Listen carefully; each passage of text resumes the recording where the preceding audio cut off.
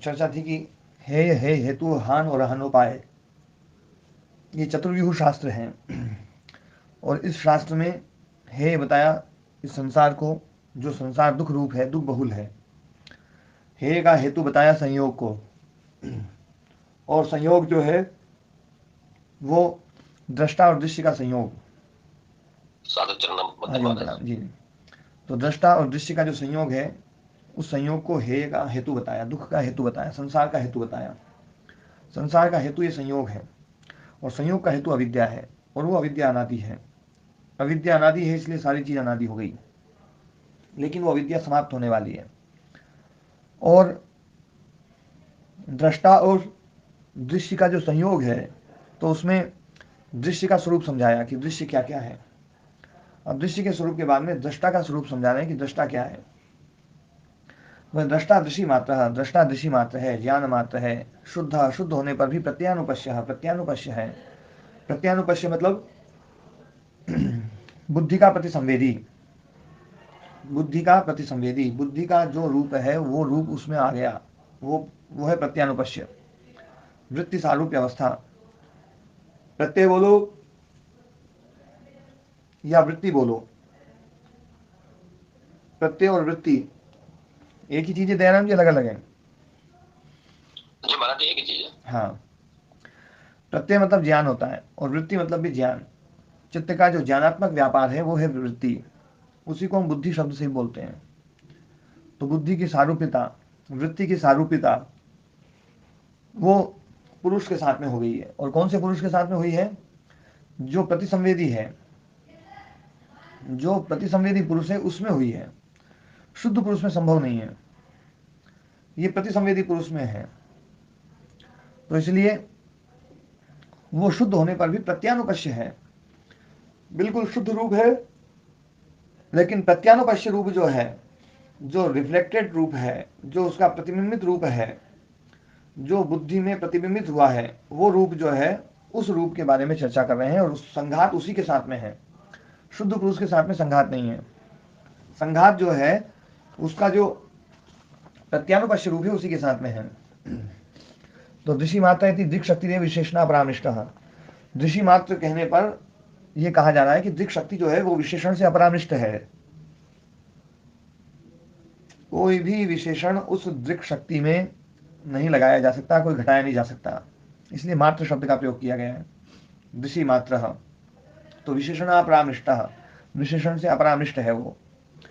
विशेषण बोलते हैं जो उसके स्वरूप को द्योतित करने वाले, विशेषण स्वरूप द्योतक। तो स्वरूप द्योतक से अपरामृष्ट मतलब स्वरूप द्योतक उसके स्वरूप को द्योतित नहीं कर सकते। कोई भी चीज उसके स्वरूप को नहीं बदला सकती, कोई भी शब्द, कोई भी विशेषण, कोई भी गुण उसके स्वरूप को नहीं बदला सकता। इसलिए केवल एक ज्ञान मात्र शब्द हमें बोलना पड़ता है, या हमें केवल सत शब्द बोलना पड़ता है। लेकिन वो पुरुष बुद्धि का प्रतिसंवेदी है, ये रिफ्लेक्टेड पुरुष जो है बुद्धि का प्रतिसंवेदी, और वो जो है बुद्धि से न तो न स्वरूप है और न बुद्धि के विरूप है। स्वरूप क्यों नहीं है? तो बोले ज्ञात है, संक्रमा है महाराज जी। हम्म, इसलिए कि मतलब स्वरूप इसलिए नहीं है कि वो नित्य है। हाँ, नित्य क्यों है? नित्य है क्योंकि उसमें वो सदा एक रस है, वो अपरिणामी है, अपरिणामी है जी। है ना? नित्य का संबंध अपरिणामी के साथ लगेगा। जी महाराज। हाँ, नित्य का हेतु जो है ना वो अपरिणामी है, और जो अनित्य वो परिणामी है ना? यहाँ पर देखो, परिणामी तुम दर्शयती, ज्ञाता ज्ञात विषयता परिणामी नहीं बुद्धि। ज्ञाता ज्ञात विषय होने के कारण से बुद्धि परिणामी है। तस्यास्य विषयो गवादिर घटादिर्वा ज्ञातस्य अज्ञातस्य इति परिणामित्वं दर्शयति। ज्ञात और अज्ञात विषयता विषय होने के कारण से, ज्ञात विषय और अज्ञात विषय होने के कारण से परिणामी नहीं है बुद्धि, बुद्धि परिणामी नहीं है। तस्यास्य विषय, उसका जो गवादिर घटादिर वो ज्ञातस्य अज्ञातस्य। जब गाय का ज्ञान है तो ज्ञान होना जो ना घट का ज्ञान है, घट का ज्ञान हुआ तो गाय अज्ञात हो गई। तो ज्ञातस्य अज्ञातस्य यदि परिणामित्व दर्शयति, उसका परिणामित्व को दिखा रहे हैं। और सदा ज्ञात विषयत्व तो पुरुष विशेष विशेष अपरिणामित्व परिदीपयति। वो पुरुष जो विषय जो है वो सदा ज्ञात विषयत्व है। जात विषय तो हमसे क्या कहना चाह रहे महाराज जी? इसमें उसका कर्म कौन है? अज्ञात विषय नहीं हो सकता कभी भी। सदा जात विषय तुम, तो ये इसमें कर्ता कौन है गुरु जी? है? कर्ता कौन है इसमें? नहीं, इसमें कर्ता जो है ना, यहाँ पर देखो एक बात है समझने की।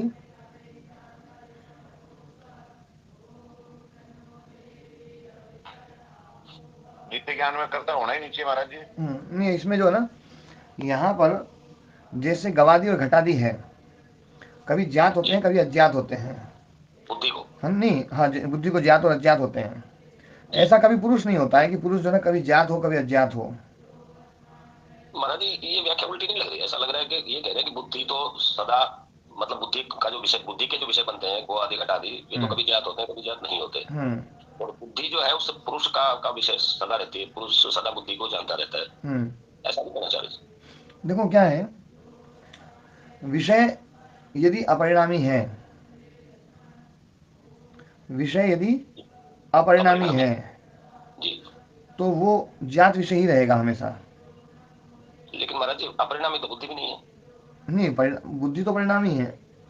फिर उसका विषय क्या है?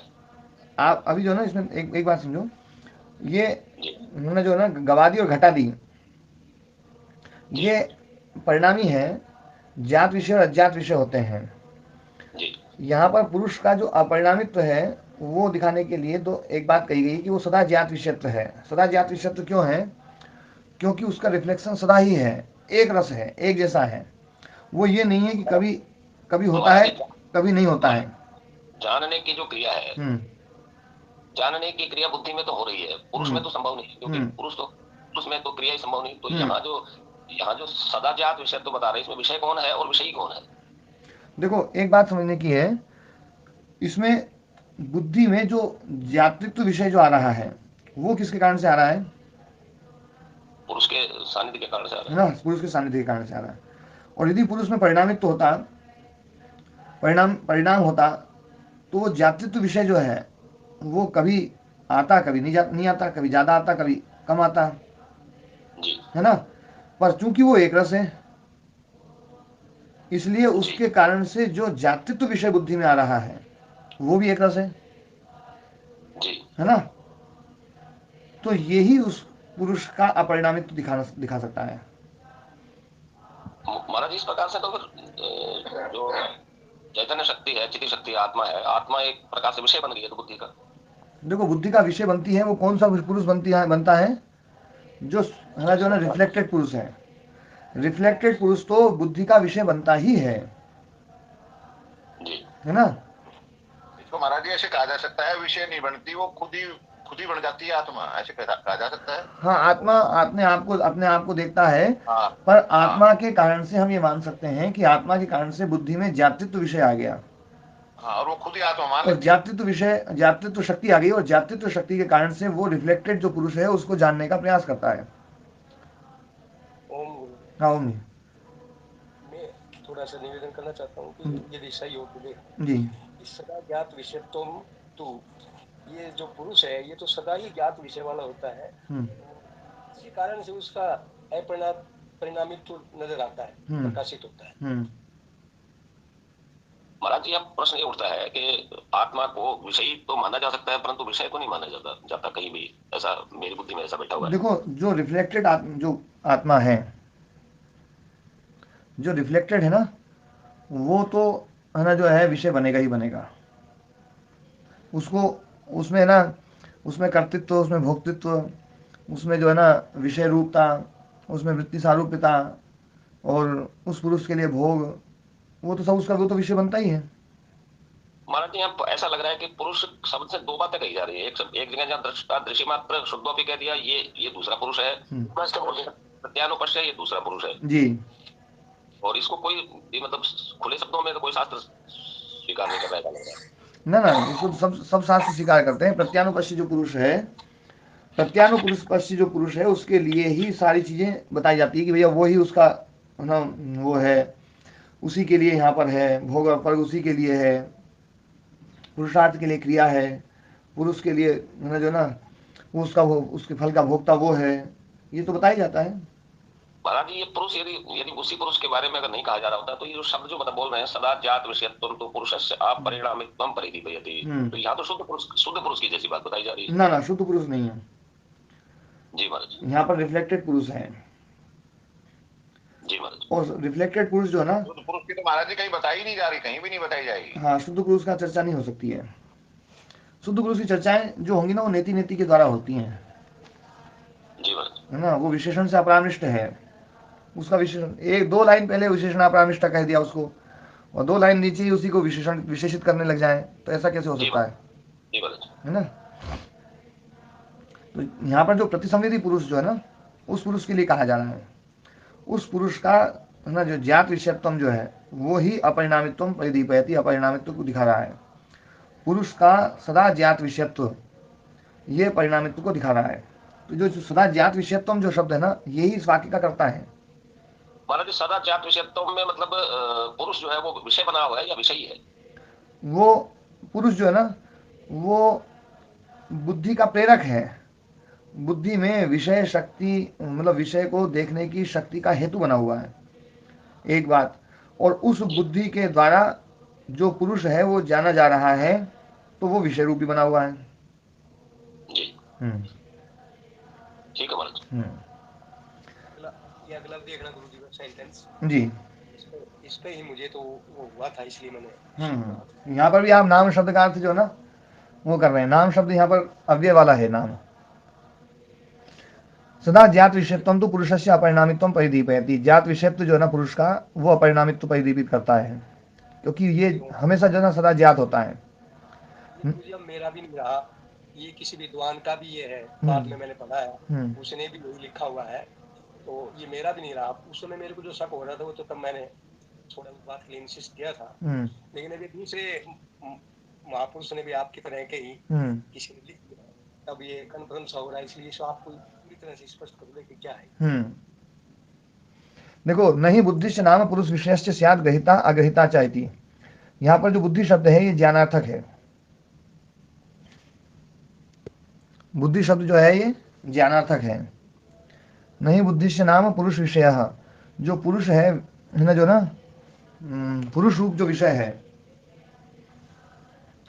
और जो ज्ञान है। महाराज जी, बुद्धि शब्द से मतलब इंद्रिय को नहीं लिया जा रहा, ज्ञान को लिया जा रहा है। हाँ, ज्ञान, ज्ञाता या प्रकाशक रूप जो है ना जी, ज्ञाता या प्रकाशक रूप, मानी बुद्धि यंत्र नहीं बुद्धि यंत्र नहीं। जी महाराज। मतलब ज्ञान और पुरुष विषय। पुरुष विषय में यहाँ पर कर्मधारय समास करें। पुरुषश्चासु विषयश्च, पुरुष विषय, पुरुष का जो विषय है वो ग्रहिता भी होता है और अग्रहिता भी है ना, ऐसा कभी नहीं होता है। पुरुष विषय जो है कभी ग्रहिता हो जाए कभी अग्रहिता हो जाए, ऐसा नहीं होता है। ये ना का संबंध ग्रहिता अग्रहिता च, मतलब वो ग्रहिता और अग्रहिता कभी भी नहीं होता है, ग्रहिता भी हो गया और अग्रहिता भी हो जाए। जैसे घटपट विषय जो है ना वो तो कभी है ना जो ना ज्ञात होते हैं, कभी अज्ञात होते हैं। माने कभी विषय बनते हैं, कभी नहीं बनते। हाँ, ये पुरुष विषय जो है, पुरुष रूपी जो विषय है, ये ग्रहिता अग्रहिता कभी भी नहीं होता है, मतलब ना वो हमेशा। हाँ, हमेशा स्पष्ट हो रहा है। हाँ, अब स्पष्ट हो रहा है। यहाँ पुरुष को मतलब पुरुष को विषय बनने की बात की जा रही है। हाँ, क्योंकि घटा तो कभी विषय होते हैं, कभी नहीं होते, और पुरुष सदा विषय रहता है बुद्धि का। जी, करता बुद्धि ही है। हाँ, इसलिए वो ग्रहिता अग्रहिता कभी नहीं होता है। इति सिद्धम पुरुष से सदा ज्ञात विषयत्व, इसलिए पुरुष का सदा ज्ञात विषयत्व सिद्ध है। तो पुरुष का ज्ञात विषयत्व, पुरुष का जो विषयत्व है ना वो ज्ञात विषयत्व है, और ततश्च अपरिणामित्व, इसलिए वो अपरिणामी है। ठीक है जी महाराज, स्पष्ट हो गया। किम च परार्था बुद्धि संहत्य कारित्वा, और भी। हाँ जी देवदत्त जी। हाँ जी, ये जो लाइन है नहीं बुद्धिश्च नाम पुरुष विशेष स्यात् ग्रहिता अग्रहिता चैति, ये स्पष्ट हुई या नहीं हुई आपकी? तो किंच परार्था बुद्धि सहत्कायित्वात्, बुद्धि जो है वो परार्था है सहत्कायित्वात्, संघातात्मक होने के कारण से। तो संघात होने के कारण से ही बुद्धि बुद्धि के रूप में आई है ना, इसलिए। और संघात होने के कारण से वो परार्थ है, क्योंकि संघात परार्थ के लिए है। और पुरुष जो है ना वो स्वार्थ है, स्वार्था पुरुषायति। तथा सर्वार्थाध्यवसायकत्वात् त्रिगुणा बुद्धि त्रिगुणत्वात् अचेतनायति। इसी प्रकार से सर्वार्थाध्यवसायकत्वात्, सारे अर्थों का निश्चय करने के कारण से त्रिगुणा बुद्धि, बुद्धि त्रिगुणात्मक है। और त्रिगुणत्वात् अचेतनायति, और त्रिगुण होने के कारण से वो अचेतन है, जड़ है। गुणानाम तो उपद्रष्टा पुरुषः, गुणों का उपद्रष्टा है पुरुष। उपद्रष्टा मतलब समीपता के कारण से दृष्टा बना हुआ है, दृष्टा है नहीं, पर दृश्य के समीप में होने के कारण से वो दृष्टा बन गया है, इसलिए उपद्रष्टा शब्द बोला है। अतो न स्वरूपा, इसलिए स्वरूप नहीं है। मतलब पुरुष में जो दृष्टा धर्म आया है वो दृश्य के समीपता के कारण से है, दृश्य की समीपता के कारण से पुरुष में दृष्टा धर्म आ गया। जैसे पक्षियों की समीपता के कारण से पुतले में जो है डराने वाला धर्म आ गया, भगाने वाला धर्म आ गया। बच्चों की समीपता के कारण से पुतले में हंसाने वाला धर्म आ गया, रुलाने वाला धर्म आ गया। वैसे ही गुणों की समीपता के कारण से, दृश्य की समीपता के कारण से पुरुष में दृष्टा धर्म आ गया है, इसलिए उपद्रष्टा शब्द बोला गया है। उपद्रष्टा पुरुषायति, अतो न स्वरूपा, इसलिए स्वरूप नहीं है। तो बोले विरूप बोल देते हैं, बोले अस्तु तरी विरूपा है, विरूप हो जाए, वो नात्यंतम विरूपः कस्मात् शुद्धों भी असौ प्रत्यानुपश्यः यतः प्रत्ययम बोद्धम अनुपश्यति। शुद्ध होने पर भी वो प्रत्यानुपश्य है। प्रत्यानुपश्य मतलब वृत्ति सारूप्य, जिससे प्रत्ययम बोद्धम अनुपश्यति, बुद्धि में होने वाली जो प्रत्यय है, ज्ञान वृत्ति है, उसको देखता है, उसके अनुसार दिखाई देता है। अनुपश्यति, जैसा बुद्धि का जो ज्ञान है जैसा दिखाई दे रहा है वैसा ही वो भी दिखाई दे रहा है ना।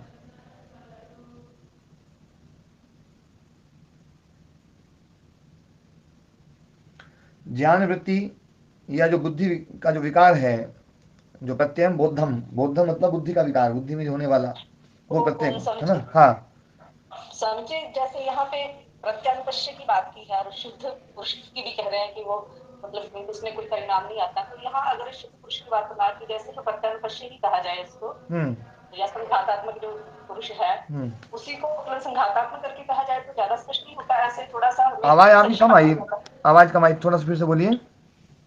जैसे समझिए यहाँ पे बात की जा रही है ना प्रत्यानुपश्य पुरुष की, तो अगर सीधा सीधा कह दिया जाता कि हाँ जो संघात है, और फिर बीच बीच में ये कहा जा रहा है कि वो अपरिणामी है, स्वार्थी है, तो जो प्रत्यानुपश्य हो गया, प्रतिसंवेदी जो झलक रहा है उसमें तो सारा कुछ घट रहा है ना।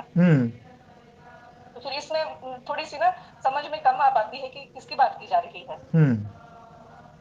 देखो दो अवस्थाएं हैं, एक योग की अवस्था है, एक भोग की अवस्था है। भोग की अवस्था में आत्मा को वृत्ति सारूप्य वाला माना गया है। तो कौन से आत्मा को माना जाएगा? शुद्ध आत्मा को मान ले तो वो आत्मा अपरिणामी है, उसमें वो वृत्ति सारूप्यता संभव नहीं है, है ना। और योग की अवस्था में आत्मा शुद्ध है, तो जो वृत्ति सारूप्य वाला पुरुष की जो बात कही जा रही है वो गलत लगती है ना। इसलिए हमें एक दूसरे पुरुष ना को स्थापित करना पड़ा कि एक पुरुष तो जो है ना शुद्ध है, लेकिन एक पुरुष वो है जो प्रत्यानुपश्य है, रिफ्लेक्टेड है, प्रतिसंवेदी है, प्रतिबिंबित है। वो जो प्रतिबिंबित है, उस प्रतिबिंबित में सारे जितने भी दोष लगाए जा रहे हैं वो सारे के सारे उस प्रतिबिंबित आत्मा में लगाए जा सकते हैं।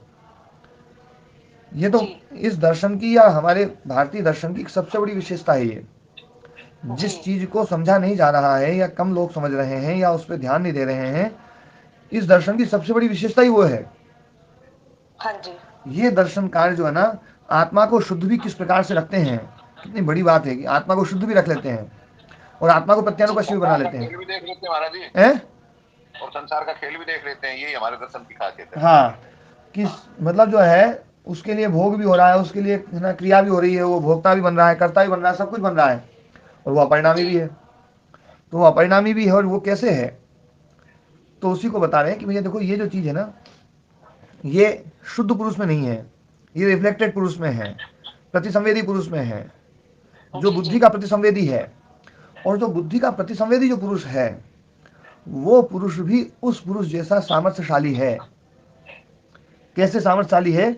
जैसे वो चेतन है वैसे ये भी चेतन दिखाई दे रहा है ना।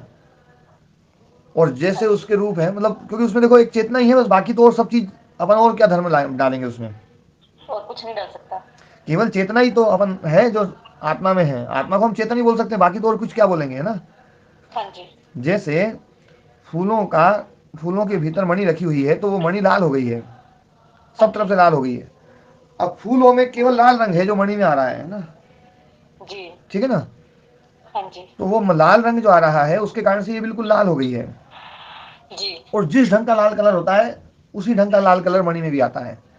लाल भी कई प्रकार के होते हैं, है ना। तो वो जो लाल कलर आ रहा है वो वैसे ही यहाँ पर जो ना आत्मा की जो चेतनता है, वो चेतनता इस प्रतिबिंबित जो आत्म तत्व है, प्रतिसंवेदी जो आत्म तत्व है उसमें भी आ रही है, प्रत्यानुपस्थित जो आत्म तत्व है उसमें भी आ रही है, और उससे वो बिल्कुल चेतन बना हुआ है।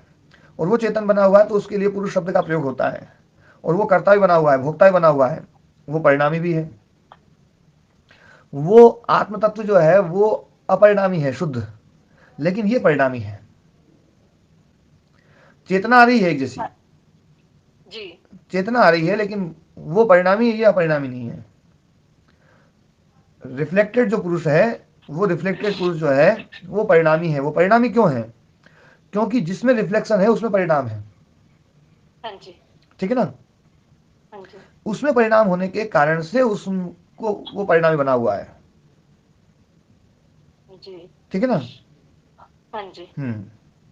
तो समझी, मतलब इस सूत्र को समझाते हुए ना फिर मतलब ऐसा करना चाहिए था कि जो परिणामी पुरुष है ना उसी की चर्चा करते तो फिर हमें संशय पैदा नहीं होता। इसमें फिर वो अपरिणामी की भी चर्चा कर देते हैं ना कि नहीं, वो अपरिणामी है, शुद्ध रूप से तो अपरिणामी ही है, शुद्ध ही है। लेकिन वो अपरिणामी कैसे बनता है? वो परिणामी कैसे बनता है? तो परिणामी जो बन रहा है वो रिफ्लेक्टेड पुरुष है, वास्तव में वो पुरुष नहीं है। हाँ जी। तो जो परिणाम, वो पुरुष ही नहीं है, उसके लिए हम परिणामी शब्द बोले, उससे बोले ऐसा नहीं है, बाकी उसको समझाने के लिए बता दिया गया बस। जी समझे। ओम महाराज जी। ओम जी। कल पूज्य गुरुदेव जी से इस विषय में मेरी बात हुई थोड़ी देर जी। तो मैंने पूछा, महाराज जी आप विज्ञान में पुरुष को शुद्ध आत्मा भी बता रहे हो और इसको कर्ता भोक्ता भी बता रहे हो, दोनों चीज एक साथ कैसे संभव है? तो गुरु जी, क्योंकि जिस तरह आपने ये बात रखी वैसा तो कभी रखा नहीं गुरु जी के सामने। तो मैंने कहा गुरु जी दोनों संभव नहीं है, क्या करें? गुरु जी ने पहले मुझे बहुत समझाया कि देखो ये स्थिति मुझ में भी थी। पहले उन्होंने अपना उदाहरण दिया, फिर उन्होंने कहा कि जब मैं पूछता ही गया तो उन्होंने अंत में फिर ये कहा कि देखो इसके लिए ना शांत होकर जब आप ध्यान में बैठेंगे तब आपको ये पता लगेगा कि ये मामला क्या है। ये क्योंकि ऐसा लग रहा है गुरु जी जैसे आज आप बता रहे हैं, ऐसा लग रहा है कि ये जो प्रतिबिंबित पुरुष है उसमें सारे परिवर्तन दिखाते हुए भी, जैसे बहन जी ने भी कहा ना कि बीच बीच में शुद्ध पुरुष की भी बात करते हैं, तो शुद्ध पुरुष की शुद्धता को भी बचाए रखना चाहते हैं साथ साथ। कोई ऐसा ही ना मान बैठे कि शुद्ध पुरुष में ही परिवर्तन आ गया और ये प्रतिबिंबित पुरुष में जितने परिवर्तन आ रहे हैं वो या हमको लग रहे हैं, वो बताते बताते बीच बीच में शुद्ध पुरुष की बात दे देते हैं, ऐसा लगता है गुरु जी। ये जो शुद्ध पुरुष है ना, इस शुद्ध पुरुष को तो बिल्कुल सेफ रखते हैं। उस शुद्ध पुरुष में बिल्कुल परिणाम नहीं डालते हैं, बिल्कुल कुछ भी नहीं डालते हैं। लेकिन शुद्ध पुरुष के साथ में एक प्रतिबिंबित पुरुष है, उस प्रतिबिंबित पुरुष को वो छोटा बड़ा सब प्रकार का कर लेते हैं।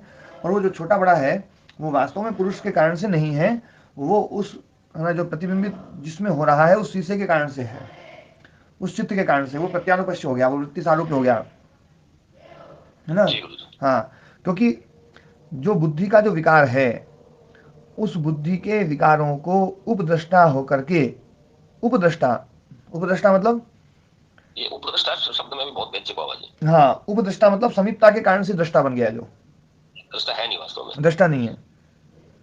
जैसे उपरक्तता मतलब हाँ वो रक्तता उसमें दिखाई दे रही है लेकिन है नहीं। हाँ, समीपता के कारण से जिसमें रक्तता आ गई है। जी महाराज। समीपता के कारण से रक्तता मतलब लाल, समीपता के कारण से जो लाल हो गया है वो है उपरक्त। जी ठीक है ना। तो वो ऐसे उपद्रष्टा, समीपता के कारण से जिसमें दृष्टित्व धर्म आया है। ओम महाराज प्रणाम। हाँ प्रणाम जी। ओम महाराज जी। महाराज जी पहले आप और गुरु जी का एक ही मत था, है ना। नहीं, आज भी है ना अब अलग अलग हो गया है। ना।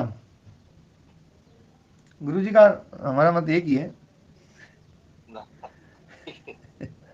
और ये सभी जो है ना, अब जैसे और भी जो परंपराएं हैं, तो मुझको तो ये है कि जो है ना थोड़ा सा इसमें विचारणीय विषय है महाराज जी। ऐसे नहीं कि आप डंके की चोट पे कह दें ऐसा ही है, ठीक है, वो बात ज्यादा जमती नहीं है मुझको तो। नहीं महाराज देखो, ऋषिकानंद और जितनी ऋषि परंपरा है ना, अब गुरुजी भी इस बात को कह रहे हैं, वो भी तो पढ़े हुए हैं खूब, हमारा तो देखो इतना वो नहीं है जी। बाकी जो है आपने एक नई व्याख्या की है। महाराज जी क्या है, जो भेद है ना, भेद केवल जो उदाहरण जो दिए जा रहे हैं ना, जो शीशे का, बुद्ध ना जो है ना, बिंब का, प्रतिबिंब का, संवेदी प्रतिसंवेदी का, उन उदाहरणों को अलग अलग ढंग से समझा जाता है, उनमें भेद है बस। आत्म तत्व शुद्ध है, निष्क्रिय है, अपरिणामी है, इसमें कोई भेद नहीं है। नहीं, वो अपरिणामी तो कर्ता भोक्ता भी तो मान रहे हैं गुरु जी उसको। नहीं, कर्ता भोक्ता जो है ना, जब आत्म तत्व की बात चलेगी ना, जो शुद्ध आत्म तत्व है वो कभी भी कर्ता भोक्ता नहीं बन सकता महाराज जी। इसको तो महाराज जी चाहे कोई भी आकर के कहे ना मुझे, कोई भी, वो शास्त्रीय लाइन के हिसाब से तो कह देंगे, लेकिन अंदर से तो वो भी एक्सेप्ट करते हैं सब इस बात को। नहीं तो उसका तो हमें एक सामंजस्य बनाना पड़ेगा कि वो कर्ता भोक्ता बनता कैसे है। उसके लिए तो यहाँ पर बता ही रहे ना, यहाँ पर ये बता ही रहे हैं कि भैया जो ना वो कर्ता भोक्ता बनता कैसे है। तो शुद्ध पुरुष तो कर्ता भोक्ता बन नहीं सकता। और महाराज जी यदि हम इस बात को नहीं मानेंगे तो फिर तो हमें ये भी मानना पड़ेगा कि परमात्मा अजन्मा है पर कभी कभी जन्म भी ले लेता है। तो उसमें क्रिया डालेंगे और उसमें वो डालेंगे तो जन्म लेगा ही महाराज जी। हाँ नहीं, जब अपन ने जैसे आत्मा को भी अकर्ता भी मान लिया, कर्ता भी मान लिया, कभी कभी कर्ता मान लिया तो फिर अवतार हो जाएगा। बिल्कुल यही बहस मेरी बहुत दो विद्वानों से चली है कल सारे दिन। तो मतलब जो है ना, भैया फिर तो ये ठीक कह रहे हैं पौराणिक लोग कि भाई वो परिणामी भी हो जाता है और जन्म भी ले लेता है। बिल्कुल महाराज जी सही कह रहे हो। मतलब हम जो है ना, नहीं, वो अगर वो परिणामी आगे जन्म ले लेगा तो फिर संसार कैसे चलेगा भैया? ये तो मोटी सी बात है, कोई बहुत बड़ी समझने की बात थोड़ी होगी। नहीं तो एक बात है महाराज जी, ये भी मोटी सी बात है कि यदि आत्मा यदि कर्ता हो गया, आत्मा यदि परिणामी हो गया तो आत्मा नित्य कैसे रहेगा? ये भी तो बहुत मोटी सी बात है। महाराज जी जैसे उपद्रष्टा है वैसे ही उपभोक्ता है। बिल्कुल। अब आपकी तो महाराज जी व्याख्या देखो बदलती है। आप पहले चित्त पे डाल दिया, आपने चित्त भी मुक्त कर दिया, ठीक है। अब आप और एक तीसरा तत्व लेकर के आगे, वो चित्त से भी अलग है वो। नहीं महाराज जी, मैंने हमेशा संघात की बात करी, पहले से शुरू से मैं संघात की बात कर रहा हूँ। संघात का पहले करता धरता चित्त था आपका, चित्त। नहीं महाराज जी देखो, संघात जो ना मैं बिल्कुल निष्क्रिय बना दिया। नहीं, संघात को कभी हटाया नहीं महाराज जी ने। छोटे महाराज जी संघात तो बोल ही रहे हैं, संघात को कभी नहीं हटाया। वो तो व्यक्ति में चला जाएगा संघात हटाते ही। तो महाराज जी देखो क्या है, मैंने हमेशा संघात की बात करी है। सारा कुछ जो ना, ये भी मैं समझाता हूँ कि संघात में चित्त ही प्रधान है, संघात में चित्त ही प्रधान है, और पर काम संघात ही करेगा, केवल अकेला चित्त कुछ नहीं कर सकता। ये बात तो मैं शुरू से बोलता हूँ। अकेला चित्त जो ना तो जड़ है। इस बयान से कभी हटे नहीं हो आप। इस बयान से मैं कभी नहीं हटा। महाराज जी चित्त का चित्तपना ही संघात में है। हाँ, चित्त वास्तव में चित्त रूप में संघात में ही रह सकता है महाराज जी, और कहीं रह ही नहीं सकता वो। यही बात पे तो कल जब मैं ये बात समझा रहा था कि चित्त जो है ना संघात में ही चित्त है, तो राम कुमार जी ने बोला था, बोले बिना संघात के तो अव्यक्त हो जाएगा। मैंने क्या गजब बात बोली है। हाँ बिल्कुल महाराज जी, यही है ना। ये तो मैं शुरू से, हाँ, और मैं शुरू से इस बात पे हमेशा अडिग हूँ महाराज जी कि ये जो है ना संघातात्मक है। और मैंने संघात को समझाया था कि जो जीवात्मा शब्द में बार बार बोलता था कि जीवात्मा शब्द जो है ना, तो उस जीवात्मा शब्द के लिए मैंने बताता था कि लाक्षणिक प्रयोग है लक्षणावृत्ति के द्वारा। यह जो ना मतलब जो है मतलब चित्त से व्यावृत जो आत्म तत्व है, चित्त से व्यावृत जो आत्म तत्व है, मतलब चित्त से व्यावृत आत्म तत्व, जैसे घड़े से व्यावृत जो आकाश है वो घटाकाश है, वैसे ही चित्त से व्यावृत आत्म तत्व कौन सा होता है? चित्त एक शीशा है और उस शीशे में आत्म तत्व दिखाई दे रहा है। तो आत्म तत्व दिखाई दे रहा है, वही चित्त से व्यावृत आत्म तत्व है। और वो जो आत्म तत्व व्यावृत जो आत्म तत्व है वो शुद्ध आत्म तत्व वाला नहीं है, जैसा वो चित्त से व्यावृत है, उसमें चित्त जैसा जैसा होगा वैसा वैसा वो आत्मा दिखाई देगा। चित्त छोटा है तो आत्मा छोटा, चित्त बड़ा है तो आत्मा बड़ा, चित्त गोल है तो आत्मा गोल, चित्त लंबा है तो आत्मा लंबा, चित्त जैसा है, चित्त लाल है तो आत्मा लाल, चित्त दृष्टा है तो वो दृष्टा, चित्त भोक्ता है तो वो भोक्ता। ये सारे धर्म उसमें जो आ रहे हैं वो चित्त के कारण से आ रहे हैं, क्योंकि वो शुद्ध पुरुष नहीं है। लेकिन जब तक शुद्ध पुरुष का रूप हमें नहीं पता चल रहा है, तब तक जो रूप हमें दिखाई दे रहा है वो प्रत्यानुपश्य रूप तो हम स्वीकार करते ही हैं, और वो संघात है। और इस दर्शन की सबसे बड़ी विशेषता महाराज जी ये संघात ही है। जिसने इस संघात को समझ लिया है वो संघात का जो वियोग कर देगा, उस संघात का जो वियोग है ना, उसी के लिए तो योग शब्द है यहाँ पर। बिल्कुल महाराज जी, बिल्कुल यही बात है, बहुत पहले से समझाते आ रहे हो। संघात का जो वियोग है, उस वियोग शब्द के लिए योग शब्द है इस शास्त्र में, मतलब योग शब्द उल्टे अर्थ में है। महाराज जी इसको यदि ऐसे कहते हैं कि जितनी ये चर्चा जो हो रही है, ये केवल जो है संघात की ही चर्चा हो सकती है, ना तो शुद्ध आत्मा की कोई चर्चा हो सकती है, ना शुद्ध जड़ की कोई। हाँ, शुद्ध जड़ रह ही नहीं सकता ना, वो शुद्ध जड़ चित्त रहेगा ही नहीं। जी महाराज जी, है ना, जो शुद्ध चित्त हो जाएगा ना वो अव्यक्त हो जाएगा। स्वामी जी, वो जो त्रिगुणों की हमने बात की थी, तो उसमें आया था ना कि बुद्धि कृतो वर्तमान, वहां भी फिर संघात के लिए बुद्धि शब्द आ रहा है ना। हाँ, संघातात्मक बुद्धि जो है ना, संघातात्मक बुद्धि में ही वो सब कुछ क्रिया संभव है। हाँ जी, तो हम उसको शुद्ध चित्त मान रहे थे ना, इसलिए थोड़ा संशय पैदा होता है बार बार। नहीं, ये तो बात मैंने देखो हमेशा बोली, चित्त जब भी होगा, चित्त का जो चित्त धर्म है, वो चित्त धर्म बिना संघात में हो ही नहीं सकता है, संघात नहीं होगा वो।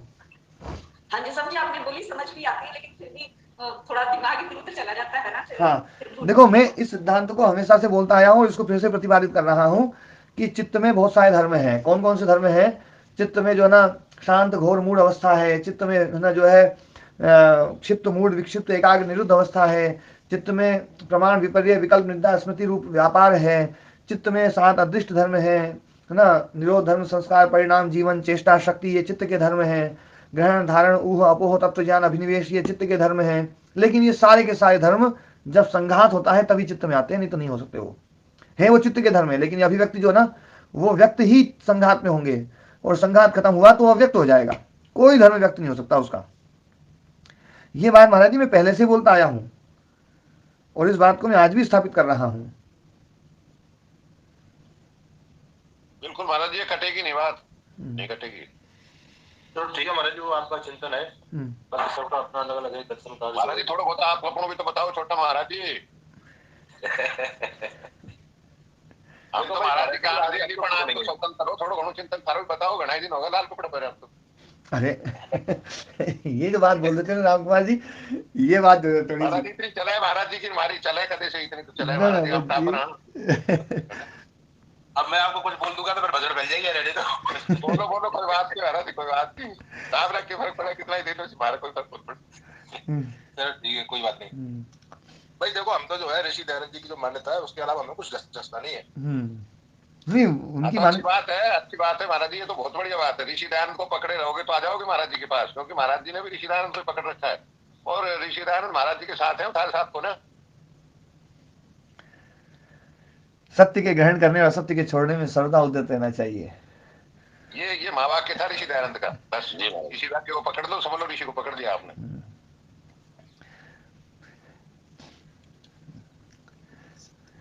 बस समस्या बोलो कि मैंने बोल दिया, मतलब भैया ऋषि दयानंद जी की जो मान्यता है मैं तो पूरी तरह से उसके साथ में हूँ, वही मुझे व्यवहारिक लगती है, अच्छी लगती है। अब ये व्याख्याएं तो बदलती रहती है, महाराज जी ने अपने ढंग से बदल दी, नहीं मैं बदली नहीं महाराज जी, आप लोगों ने उसको समझ लिया। अब इसमें भी तो अनेक मत है जो महाराज जी मान रहे हैं, उसमें कोई यही मतलब ये थोड़ा कि हाँ ये बात बिल्कुल महाराज जी, ये बात बिल्कुल सही है। इन मतों में बहुत वो चीजें आएंगी, बहुत उठापटक होगी, लेकिन जो है ना उठापटक बस तभी तक है जब तक इन स्वरूपों को स्पष्ट रूप से नहीं मान ले कोई। जैसे ईश्वर के स्वरूप को कोई व्यक्ति जब बिल्कुल स्पष्ट रूप से मान ले कि वो अजन्मा है, वो अनंत है ना, वो निर्विकार है ना, जब उनको उसमें वो है ना ये सिद्धांतों को पक्का बिठा ले तो वो सपने में भी उसको पैदा नहीं करेगा।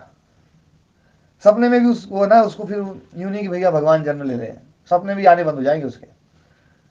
गलत तो नहीं बोल रहा महाराज जी? जब ये सिद्धांत पक्का हो जाएगा ना, हाँ जब तक पक्का नहीं होगा तब तक सपने में क्या जीते जी भी शायद हो सकता है उसके मन में आ जाए कि हाँ यार परमात्मा आ गया धरती पे, उतर गया, वही जन्म ले लिया और ये हो गया, और ये जो है परमात्मा आया है जन्म लेकर के, तो फिर किस काम के लिए आया? बोले ये काम के लिए आया है, ये काम हो नहीं रहा था, बड़ी दिक्कत थी, उसके बिना तो मामला गड़बड़ हो जाता, रावण कैसे मरता, भगवान आए तब मरा, नहीं तो संभव नहीं है मरना।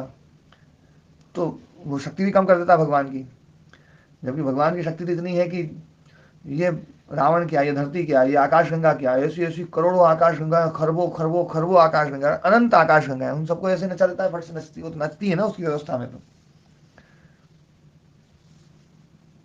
हमारा जी नाच ही नहीं है, उसकी व्यवस्था में नचनी है, ठीक कह रहे हो।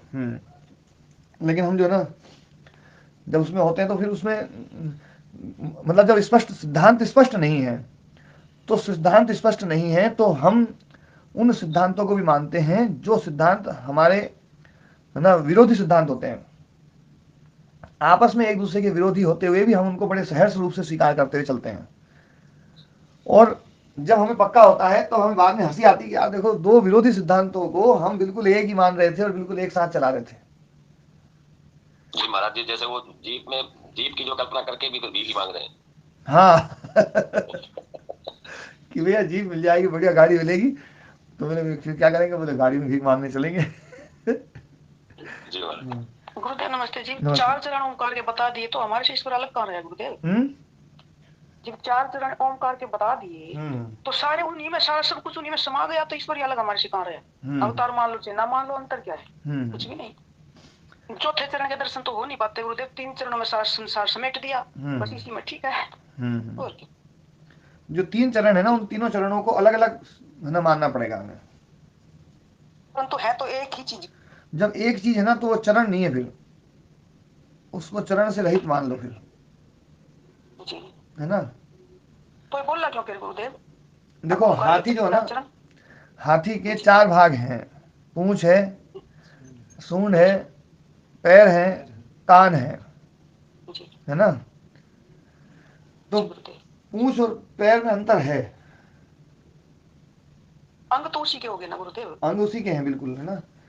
तो जब हम उसको एक रूप देखेंगे ना, तो अलग अलग भागों के रूप में नहीं देखेंगे उसको। और जब हम अलग अलग देखते हैं तो अलग अलग व्याख्या उसकी फिर ये होनी चाहिए, है ना।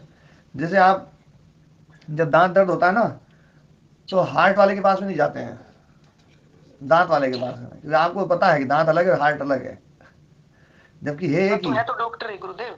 नहीं, डॉक्टर एक ही है, पर बिल्कुल हड्डी वाले विशेषज्ञ के पास में हड्डी के लिए जाएंगे, हार्ट वाले के पास हार्ट के लिए जाएंगे, है ना। जो जो है ना, मतलब एक अंग, मतलब एक शरीर एक ही का होते हुए भी, लेकिन फिर भी हम जो है ना, जो जिसका स्पेशलिस्ट है उसी के पास जाते हैं, हम उसमें भेद मानते ही हैं। तो फिर गुरुदेव ऐसे भी तो डॉक्टर होते हैं जो सारे अंगों के अध्ययन किए हुए होते हैं, उनके पास भी हो सकता है इलाज तो। हाँ, उनके पास इलाज हो सकता है, वो जो चीज़ है ना, फिर उसको एक रूप मान करके होगा फिर वो। पर अभी तो मैं जो बात बोल रहा हूँ कि अंग अलग अलग अंग हैं, तो अलग अलग अंग की जो परिकल्पना है, तो अलग अलग अंग आप यूँ नहीं मान सकते हैं कि दांत और हार्ट एक ही है, दांत का काम अलग है, हार्ट का काम अलग है। ऐसे ही जो 4 पाद बताए हैं, उस 4 पादों में जो व्याख्या की गई है, तो जो पहला पाद है वो दूसरा नहीं हो सकता, जो दूसरा है वो पहला नहीं हो सकता, और जो पहला दूसरा है वो तीसरा नहीं हो सकता, जो तीसरा है वो पहला दूसरा नहीं हो सकता, वो अलग अलग है, उनको समझाया ही अलग अलग गया है। और जब एक रूप मानेंगे ना, तो एक रूप जब मानेंगे तो वो उसका ये रूप जो है वो रूप नहीं दिखेगा। जब हम गाय को देखते हैं, तो गाय को देखते हैं तो हम ये नहीं बताते हैं कभी खेत में गाय घुस गई, यही बोलते हैं हम, यूँ नहीं बोलते गाय और खेत में पूंछ घुस गई, पूंछ, ऐसा कभी सोचते भी मन में? ऐसा तो नहीं सोचते, मन में कभी यूँ नहीं सोचेंगे कि पूंछ रूप में गाय घुस गई है, ऐसा नहीं बोलेंगे, सोचेंगे हम कभी। ये नहीं सोचते अरे गाय हड्डी घुस गई, हड्डी घुस गई, ऐसा कभी कल्पना भी नहीं आएगी। जब एक रूप में देखेंगे तो एक ही रूप में देखेंगे, उसके अलग अलग अवयवों के रूप में नहीं देखेंगे हम। तो देखने की जरूरत क्या है गुरुदेव? जब अव्यय के रूप में देखते हैं, अलग अलग है ना अंगों के रूप में देखते हैं, तो एक रूप नहीं दिखाई देगा। जब एक रूप दिखाई देगा तो अलग अलग अंग के रूप में नहीं दिखाई देगा। हम एक भी कर लेते हैं, उसको अवयव भी है ना, अंग भी कर लेते हैं। अगर हम अपनी अक्षमता बढ़ा लें तो फिर हमें अलग अलग देखने की जरूरत ही नहीं है गुरुदेव। हाँ, अलग अलग मत देखो ना। फिर आप ये बोलो कि वो जो तीसरा रूप है ना वही दूसरा रूप है, ऐसा फिर बोलो तो फिर तीसरा रूप दिखाई कैसे दे दिया आपको, अलग अलग देख नहीं रहे तो। हम तो मानते नहीं गुरुदेव अलग अलग। हाँ, अलग अलग तो नहीं मानती गुरुदेव, जी, अलग अलग सब एक ही है, मैं तो यही समझती हूँ गुरुदेव। जी, जो अलग अलग देखते हैं तो उनमें थोड़ा सा अधूरापन महसूस होता है गुरुदेव। ठीक है। जी गुरुदेव। तो बोले आत्मा के बारे में चर्चा चल रही थी कि आत्मा जो है ना ये स्वरूप नहीं है। तो बोले विरूप है, तो बोले नात्यंतम विरूपा विरूपिनी अकस्मात शुद्धोपि असौ प्रत्यानुपश्य, शुद्ध होने पर भी ये प्रत्यानुपश्य हो जाता है। प्रत्यानुपश्य यतः प्रत्ययम बोधम अनुपश्यति, क्योंकि प्रत्यय जो बुद्धि में होने वाला है उसके अनुसार वो देखता है, बुद्धि के विकार को उपद्रष्टा होकर के वो देखता है ना।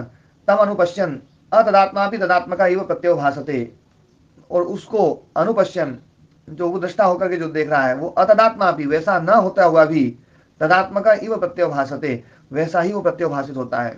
जो जैसा नहीं है वैसा प्रत्यवभाषित होता है। तो ये प्रत्यवभास है।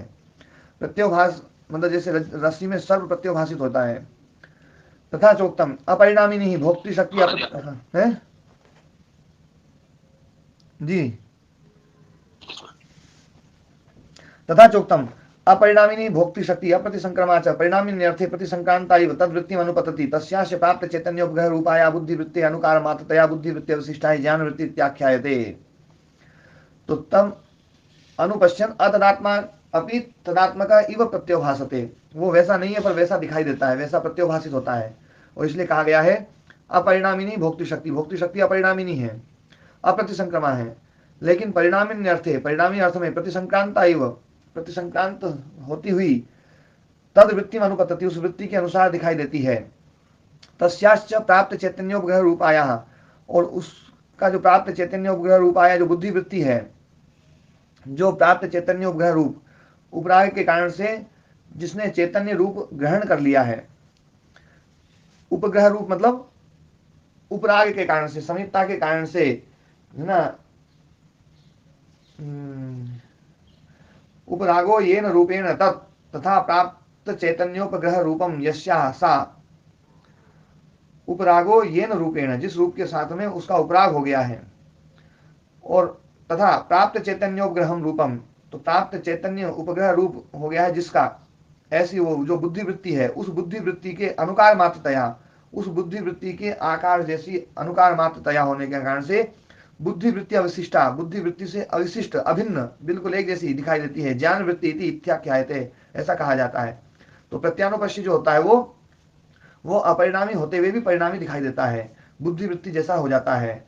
और वो बुद्धि वृत्ति वाला होता है, बुद्धि में चैतन्यता आ गई है, और उस चैतन्यता के कारण से जो है ना, उसमें जो बुद्धि वृत्ति आ रही है उस वृत्ति के आकार वाला आत्मा आकारित हो गया है, और वो आकारित हो गया है तो वो प्रत्यानुपश्य आत्मा हो गया है। और वो प्रत्यानुपश्य आत्मा जो है उसको हम कर्ता भी बनाते हैं, भोक्ता भी बनाते हैं, सब कुछ बनाते हैं, सुखी दुखी, चेष्टा करने वाला, रागी द्वेषी, सब हर प्रकार का बनाते हैं। पर वो जो पुरुष है वो तो शुद्ध ही है। तो ये शुद्ध पुरुष होने पर भी प्रत्यानुपश्य जो पुरुष हो गया है, जो रिफ्लेक्टेड है, वो रिफ्लेक्टेड तो देखो उसके तो कैसे भी रूप हो सकते हैं। अब घड़ा है, घड़ा शीशे में चाहे लंबा दिखाई दे, चाहे गोल दिखाई दे, चपटा दिखाई दे, कैसा भी दिखाई दे, घड़े के ऊपर इसमें कोई असर नहीं पड़ेगा। प्रतिबिंब चाहे कैसा ही दिखाई दे। जैसे मैं उदाहरण देता हूं, इसको थोड़ा सा एक उदाहरण से और समझाता हूं। प्रदीप व्यास जी भी, मैं उनको भी साथ में लूंगा, और है ना मुकेश जी को भी साथ में लूंगा। हम जो वस्तुएं देखते हैं, लाल, पीली, नीली, काली, है ना, अलग अलग कलर की, तो ये क्या है विज्ञान की दृष्टि से, क्या है ये?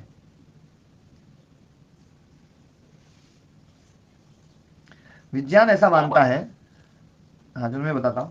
विज्ञान ऐसा मानता है सूर्य के प्रकाश के रंग कि जो वस्तु बाकी सूर्य की सारी किरणों को अवशोषित कर लेती है और केवल, है ना, जो ना जैसे पीले कलर को ही परावर्तित करती है, तो वो वस्तु पीली दिखाई देती है। महाराज जी इसको ऐसे समझें कि जो वस्तु पीली दिखाई दे रही है वो वास्तव में पीला जो सूर्य की किरणों में जो पीला रंग है उसको अवशोषित नहीं कर पा रही, बाकी सबको अवशोषित कर लिया, बाकी सबको अवशोषित कर लिया है ना, रिफ्लेक्ट कर रही है। अब रिफ्लेक्ट कर रही है। तो जो रिफ्लेक्ट कर रही है, तो इसका मतलब वो जो रिफ्लेक्शन दिखाई दे रहा है, पीला रंग दिखाई दे रहा है, वो पीला रंग जो है ना, वो उस वस्तु का नहीं है। जी जी बिल्कुल। वो सूर्य का है। जी बिल्कुल। तो क्या सूर्य पीला ही है? नहीं, बिल्कुल नहीं। सूर्य के तो सारे रंग हैं। कोई वस्तु बिल्कुल नीली दिखाई देती है, तो क्या सूर्य नीला है? नहीं महाराज, है ना, केवल नीला नहीं है। हाँ, मतलब जो है, जैसे हम सूर्य की, है ना, सूर्य को देखते हैं तो वो सूर्य का मतलब अलग ही रूप है, लेकिन हम देखते हैं तो नीली वस्तु दिखाई दे रही है। मेरे सामने एक डायरी रखी हुई है, उसका नीला हुआ है, और ये जो नीला है ना, महाराज सूर्य तो इतना अवसर प्रदान कर रहा है अपनी किसी विशेषता के कारण कि वो जो उसको रिफ्लेक्ट करने वाला जो है वो उस कलर को रिफ्लेक्ट कर सके और बाकी को ना करे, ऐसी उसमें क्षमता पैदा कर रहा है सूर्य को केवल, है ना। तो अभी जो नीला कलर है, नीला दिखाई दे रहा है, ये नीला जो ना, मेरे ऊपर लाइट जल रही है, और लाइट जल रही है, और वो बिल्कुल सफेद है, बिल्कुल सफेद एकदम। आजकल एलईडी बल्ब है ना, जो ना CFL एलईडी होती है ना, एलईडी है ना, तो एलईडी बल्ब जो है वो बिल्कुल सफेद है, लेकिन ये डायरी बिल्कुल नीली है। तो वो जो ना नीला रिफ्लेक्शन है। अब मैं उस बल्ब को भी नीला कहूँ कि ये तो नीला है, तो वो केवल नीला नहीं है, उसमें तो सभी चीजें हैं। तो रिफ्लेक्शन जो होता है, रिफ्लेक्शन के आधार पर हम किसी वस्तु को ये मान लें कि ये पदार्थ तो जैसा रिफ्लेक्ट हो रहा है वैसा का वैसा ही है। जैसे मेरे को नीला कलर दिखाई दे रहा है तो मैं मानूंगा कि ये जो कलर, ये जो लाइट है ये नीली है, पर वास्तव में नीली नहीं है वो। तो ना जो है ऐसे ही हमें जो रिफ्लेक्टेड आत्मा दिखाई दे रही है वो जैसी दिखाई दे रही है, क्या वो शुद्ध आत्मा तत्व वैसा का वैसा ही उतना ही है क्या? नहीं महाराज, वो तो उससे मतलब जो रिफ्लेक्टेड है, वो जो दिखाई दे रहा है रिफ्लेक्शन, वो उस चित्त के धर्म के कारण से हो रहा है। जी बिल्कुल, है ना? जैसे घड़ा गोल है लेकिन शीशे में लंबा भी दिखाई दे सकता है। वो सारा दोष शीशे में है, वस्तु में नहीं है। वो सारा का शीशे के कारण से लंबा हो गया है, शीशे के कारण से सब कुछ हो गया है। तो बस इतना ही है कि यहाँ पर जो बुद्धि है, उस बुद्धि के प्रति संवेदन के कारण से पुरुष में सारे धर्म आ गए हैं। इसी को कहा जाता है बुद्धि का प्रतिसंवेदी पुरुष। बुद्धि का प्रतिसंवेदी पुरुष जो है वो इस रूप में कहा जाता है कि बुद्धि के धर्म के कारण से, बुद्धि के अलग अलग अवस्थाओं के कारण से पुरुष में परिवर्तन दिखाई दे रहा है, जबकि है नहीं, पर पुरुष में परिवर्तन दिखाई दे रहा है। घड़ा लंबा दिखाई दे रहा है, घड़ा ठिकना दिखाई दे रहा है, घड़ा चपटा दिखाई दे रहा है, घड़ा फैला हुआ दिखाई दे रहा है। तो सब जो भी चीज दिखाई दे रही है, जैसे यहाँ पर मैंने वहां पर तो घड़े में रूप ही रूप दिखाया है, रंग जो है ना नहीं दिखाया है। रंग जो ना, घड़े का रंग जो है ना, आप अपन ये चर्चा कर सकते हैं कि शीशे में रूप बदलता है, रंग नहीं बदलता है। और मैंने रंग वाला उदाहरण दिया कि देखो ये जो CFL बल्ब है ना, ये अब यहाँ पर नीला परावर्तित हो रहा है, इसका मतलब CFL बल्ब नीला है। अब मैं ये कहूँ कि भैया वो तो नीला ही है, बिल्कुल तो नीला है, तो ये उसके मतलब उसके भिन्न रंग को परिभाषित कर रहा है। तो रूप के साथ साथ रंग भी बदल सकता है, गुण भी बदल सकता है, धर्म भी बदल सकता है, सारी चीजें बदल सकती हैं। हम उदाहरण में एक एक चीज देखते हैं, लेकिन आत्मा के साथ में सारी चीजें एक साथ घटित होती हैं, और यही उसका प्रतिसंवेदन है कि बुद्धि का प्रतिसंवेदी पुरुष जो है। तो बुद्धि का प्रतिसंवेदी पुरुष, इसका अर्थ लोग ये समझते हैं कि बुद्धि को जानने वाला। जी महाराज, बिल्कुल, पर बुद्धि को जानने वाला नहीं है। प्रतिसंवेदी का मतलब है बुद्धि पुरुष को दिखा रही है, बुद्धि जैसा हो जाने वाला, बुद्धि जैसा हो जाने वाला, बुद्धि में प्रतिबिंबित होने वाला, बुद्धि में प्रतिबिंबित होने वाला, यही बुद्धि का प्रतिसंवेदन है। और यही व्याख्या प्राचीन व्याख्याएं हैं, और यही व्याख्या जो है ना माननी पड़ेगी। और जिस दिन गुरु जी चर्चा होगी ना, मैं गुरु जी को समझा दूंगा बुद्धि का प्रतिसंवेदी जो ना, ये ऐसा गुरु जी मानेंगे, बोले हाँ ये प्रतिसंवेदी, तो ये बात तो यही सही है। जी महाराज। महाराज जंगल में हमारे जो ऋषि मुनि रहते थे वो बड़े आनंद में रहते होंगे, अब बड़ी कल्पना से बड़ा ऐसा होता है कि बड़े आनंद में रहते होंगे। जो शहरीकरण हुआ है ना बाबा जी, आप को हैरान कर गुमान। वैसे जो है ये शहरीकरण और ये जो ना, ये तनाव वाला जो माहौल है और ये सब जो ना, प्रधान जी ज्यादा दिन तक नहीं चलेगा ये। हाँ महाराज जी बिल्कुल, ये चलेगा नहीं, ये तो जायज होगा। हाँ ये खत्म होगा, फिर जो ना फिर चीजें शुरू होंगी, फिर जो ना आएंगी। इसमें जो ना अपन अपने ज्ञान को बस बचा करके रखें। हमारे गुरु जी कहते थे, सही कह रहे हो, हमारे गुरु जी कहते थे, बोली आंधी आई ना, आंधी रुकेगी ना तो आप बता रहे थे ना वो ज्योति फैल जाएगी अपना, अभी आंधी रुके तो की। हाँ हाँ, बोले अभी 20 साल चल जाए, 200 साल चल जाए, 400 साल चल जाए, बस इतना ही है, इससे ज्यादा नहीं। 400 साल से ज्यादा नहीं बोलते थे। ओम जी महाराज, ये जो अंतिम जो दो वाक्य, तमनुपश्यन् तदात्मा पे तदात्मा का प्रत्यवासी, यहाँ से इसको एक बार फिर से समझाते हैं तो मेरे को समझ में नहीं आया। तम अनुपश्यन, उसको है ना समीपता के कारण से देखता हुआ, है ना, उसके मतलब अनुपश्यन मतलब उसके बाद में देखता हुआ, मतलब जैसा वो हो गया उसके बाद में देखा उसने, अनुकरण करता हुआ, अनुकरण करते हुए देखता हुआ ना, मतलब पश्चात पश्यन ना, पश्चात देखता हुआ। अतदात्मा भी, वैसा न होता हुआ भी, तदात्मा का इव प्रत्यय भासते। तदात्मा भी शब्द मेरी या तो प्रिंटिंग में गड़बड़ है, पश्चन में जो दो नकार है, हाँ, और उसमें आकार नहीं है, तो ऐसा लग रहा है कि मैं इसको तदात्मा पढ़ रहा था, आप इसको अतदात्मा बता रहे हैं। अतदात्मा शब्द ही है यहाँ पर जी, नकार के बाद आ है। जी महाराज, मेरे में प्रिंटिंग गड़बड़ है। हाँ नहीं, दो ना है ना। हाँ जी, तो ना को तो दिक्कत हो गया बस, नाक को दिग्ध हो गया, दिग्ध हो हाँ। गया तो फिर इसमें कहाँ चला गया जी, है आकार कहाँ चला गया? नहीं, आकार तो आगे वाले में है ना। एक सूत्र है, गमो ह्रस्वादचि गमुन नित्यम, जी गमो ह्रस्वादचि गमुन जी नित्यम, उससे जो है ना ह्रस्व के बाद में यदि गा या ना ना म जी जी है ना, यदि ये हैं और फिर उसके बाद में कोई आ गया, स्वर आ गया, तो वो जो है ना, वो जो गा या ना जो है वो दो हो जाएंगे, डबल हो जाएंगे। उसका द्वित्व करके फिर स्वयं नहीं रहेगा। नहीं, दो हो गए बस, ना दो हो गए, और अतदात्मा जो शब्द हो गया वो बाद वाले ना के साथ मिल जाएगा, आ। जी जी महाराज, है ना। हाँ, तो तम अनुपश्यन, उसको बाद में देखता हुआ, अतदात्मा भी, जो वैसा नहीं है, तदात्मा का ही वो प्रत्यवभाषित है, वो वैसा ही प्रत्यवभाषित होता है। ठीक है ना। तम मतलब उस प्रत्यय को, बुद्धि में रहने वाले विकार को, है ना, बुद्धि के प्रत्यय को, है ना, अनुपश्यन अतदात्मा भी पुरुष, तदात्मा का इव प्रत्यवभाषते, तदात्मा का प्रत्यवभाषित होता है पुरुष। तथा चोक्तम, इसलिए कहा गया है, अपरिणामी नहीं भोक्ति शक्ति, भोक्ति शक्ति अपरिणामी है, अप्रतिसंक्रमा है।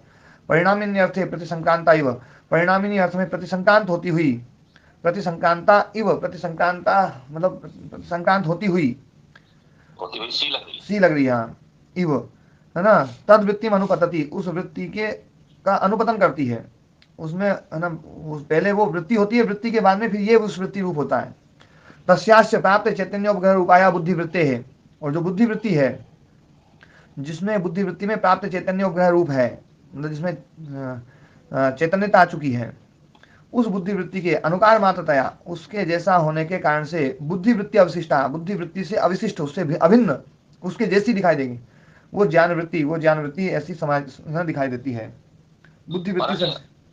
अनुपतति का जो क्या तात्पर्य है जी?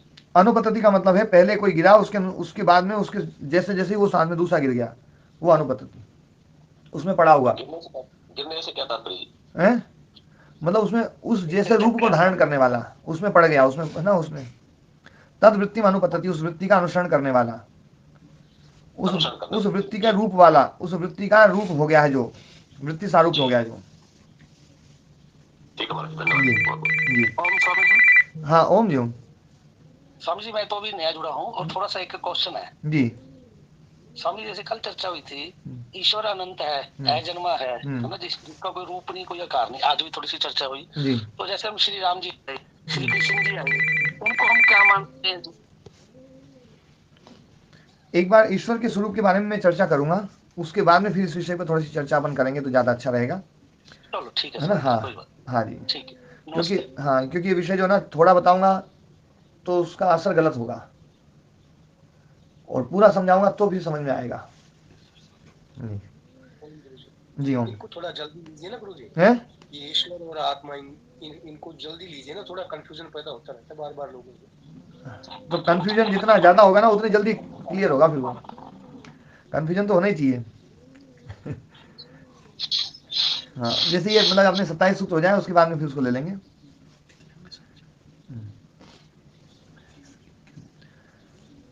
ठीक है ना, तो आज के पाठ को ही विराम देते हैं।